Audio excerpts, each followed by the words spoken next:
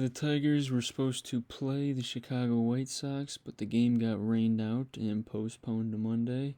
So I decided to do a player progression on Skubal, probably one of the last starting pitchers I do. I'll probably do 2 or 3 bullpen arms, and then I'll get on to the hitters. But for Skubal here, he is a 6'3" left-handed pitcher, 240 pounds. We picked him in the 9th round of the 2018 draft with the 255th pick. So, in my opinion, one of the biggest steals in the draft because I think he's going to become one of the best pitchers in the league in the forthcoming future. But we can take a look here at his 2021 season. He's 8-12 with a 4.25 ERA. He's came out of the bullpen for 2 starts. Pretty sure that's just coming off injury. 162 strikeouts in 142 innings. Extremely impressive. Average whip, but it'll get better the more he gets his control down. We can look at his percentile rankings here. Good K percentage, good whiff percentage. He really just uses that fastball, so that's why it's the whiff percentage and not really the chase rate. He does have a slider and a changeup, but they need a little bit more developing, and they will in the next couple years, and he'll be really nasty with 3 really good pitches. But he does have a good walk percentage, and the fastball velo is pretty high for the league average. I would expect the spin to be a little bit better, but I guess it's that low. His curveball is not great. That's something we'll talk about a little bit later, but you can see his rank compared to the rest of the league. We can take a look at his pitch mix here. So he relies on 7 pitches, the 4-seam slider, sinker, and changeup mostly, but also the curveball, split finger, and a little bit of a cutter. Mainly just 4-seam slider, and then he has 2 other pitches that'll probably steal first pitch strikes or try to get strikeouts with, especially that changeup. I watched an interview with Skubal from like 8 or 9 months ago, and he was talking about how much he loves the changeup, and he wants that to be one of his main pitches. He wants that to be something he works on this offseason really heavily, and he comes into next year with a really good one. So that's something we can look out for next year is that changeup. He only uses it as his 4th pitch this year.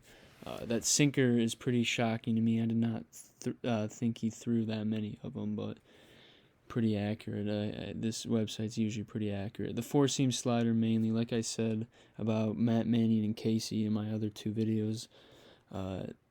Every one of our pitchers does this. It's just 4-seam slider and then the sinker and changeup. So I feel one of these guys need to mix up their pitch mix. I like that he's now learned a split finger and a cutter. We can take a look at his past season, see what pitches he added. So yeah, there was no split finger here. There was no sinker either, so he learned that pitch and the split finger over the 2020 offseason. So I don't know what he's going to learn over this offseason, if he's already become comfortable being able to throw the split and the sinker, and he throws the sinker at a pretty good rate as well. So for not having thrown that pitch at all last year, to throw it that much this year shows he's a really confident pitcher. And that's something I like about Skubal is you're confident when he takes the mound. The way he pitches is not really like using precise location and putting the ball in the perfect spot every time, but he just tries to beat you with his stuff all the time because it's such good stuff, especially that fastball. When he throws that, especially with his arm angle, it's so hard to see. It adds a couple miles, I'm guessing, because his release point is like at 3/4. It's really high, and then he has a high leg kick as well. So I don't know if that screws up with the batter and the delivery. It's just such a unique windup that you don't see every day, and he's pumping absolute gas every time. He's got decent breaking pitches. Something about Skubal, the problem with him is his changeup and curveball. That curveball does not have a great break at the end. He doesn't really locate it well either, and since it doesn't have a good break at the end, guys aren't swinging at it in the dirt. He's not really locating that pitch for a strike, so it just makes the pitch kind of like a waste pitch that you can maybe get a bad hitter to swing at, or if you change speeds. Something that he's very good at with the fastball and slider is being able to change the speeds of it so he can make the slider be from 93 to 98 in 1 inning. He can throw it at 93 to a batter, and then to finish him off he'll throw it at 98, and that's something that'll catch them off guard. They're expecting something slower, and then you can get the pitch by him. So that's something he's really, really good at, and then especially with that slider, he can do that as well. His slider is at about 86 to it's about 84 to 87 when I usually watch. So some days he can throw it even at like 83, and then he can strike a guy out throwing it at 87. So I'm really impressed with Skubal. I think out of him, Manning, and Mize, he has the second most potential. I still think Mize will be the best one out of all of them. I know that's kind of an easy pick because he was the first round or the first overall pick, but I see such command and control when Mize pitches. He just gets out of trouble a lot. He doesn't get rattled at all. Sometimes Skubal gives up multiple homers to the same guy. A lot of our pitchers do that, but especially Skubal. That seems to happen a ton. Like in the same game, they'll give a home run to one person, they'll dominate everyone else, and then that guy will come back around in the lineup and they'll give up a second homer to him. That's happened in about 4 separate games for Skubal, and I think like 2 for Mize. So that's something our pitchers got to work on, is getting burned by the same guys, because it happens a ton. But I know for a fact Pedro Severino got him twice in one game I was at. So that's one you can look up if you want to see the video on that. But something else we can look at here is his college and minor league stats. So he went to college in Seattle. Something I don't know if a lot of you guys know is he had Tommy John in 2016, so that's why he didn't play in 2017 here. So he's already had the major surgery that all pitchers get, Tommy John.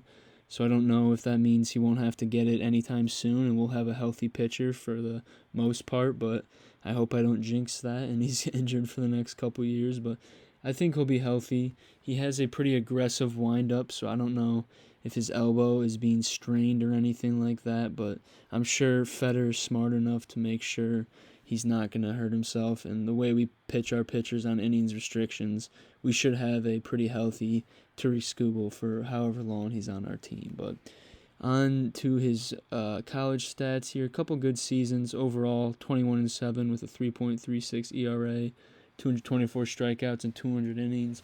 Really great college numbers. I'm surprised he went in the 9th round. He also got drafted by the Diamondbacks in 2017, but he decided to go back to Seattle. But I don't know how he dropped to us in the 9th round. A lefty throwing absolute heat with that weird of a windup. I don't know if his off speeds were just so much worse back in college and he was really just using that fastball.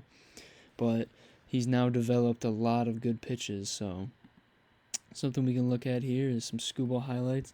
I will link this guy's channel in the description, so check him out if you want to watch the rest of this video. It's a great location. So you see right there, he puts it up at 97. Earlier in the at-bat, I guarantee you, he was throwing a little bit slower, just changing those speeds. A really nice slider right there up in the zone. Really good fastball high in the zone. Another one. That seems to be something he likes to do, how he likes to get his strikeouts. Ooh, there we go. Perfect pitch into contact as well. So yeah, that's about it. Check out this guy's channel or watch the rest of the highlights. I'll link it in the description. So this is something else I wanted to do here. I know it's David Price. This isn't Skubal. I wanted to make a Tigers comparison like I did for Manning and Mize, but there is literally no good left-handed starting pitchers in the Tigers organization. Besides David Price and Drew Smyly over like the last 10, 15 years, we haven't had anyone good from the left-hand side, anyone notable or that I would want to even talk about. So I'm going to compare him to David Price. They don't throw too similar of stuff, but I think his career could be like David Price's career.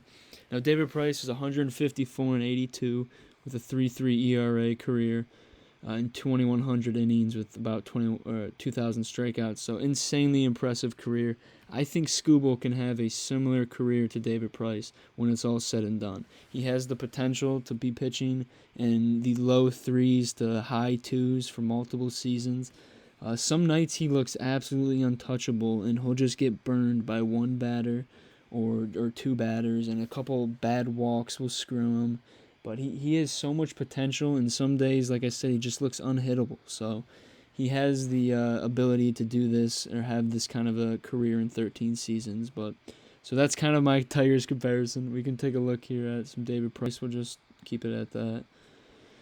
Check out this guy's channel as well. I'll link it in the description.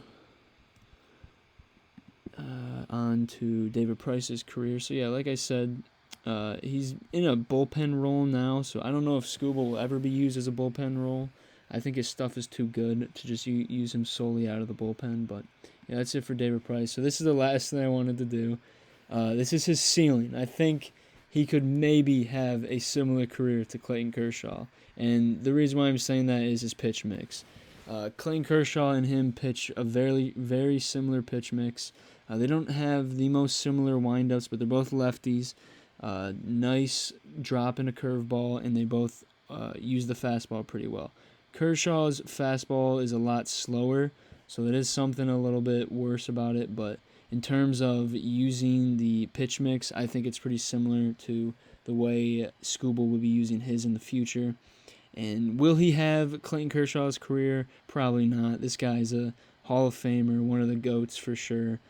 I don't know if Skubal will have that, but I'm not going to count him out. I think Skubal could definitely have over 2,000 innings by the time his career is over and 2,500 plus strikeouts. So I'm really high on Skubal. I'm hoping over the next couple years we will sign him to a bigger contract, and then we will have him for more than just 5 or 6 years, because it really sucks seeing all these guys win Cy Youngs on other teams.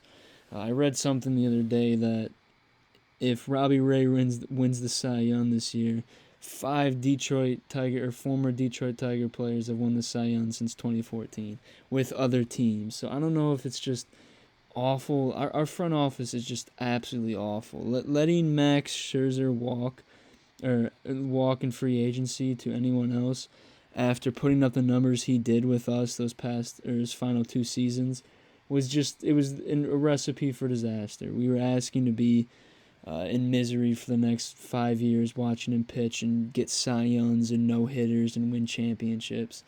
So if you really think about something, all of our other pitchers have gone on and won championships with other teams and won Cy Youngs.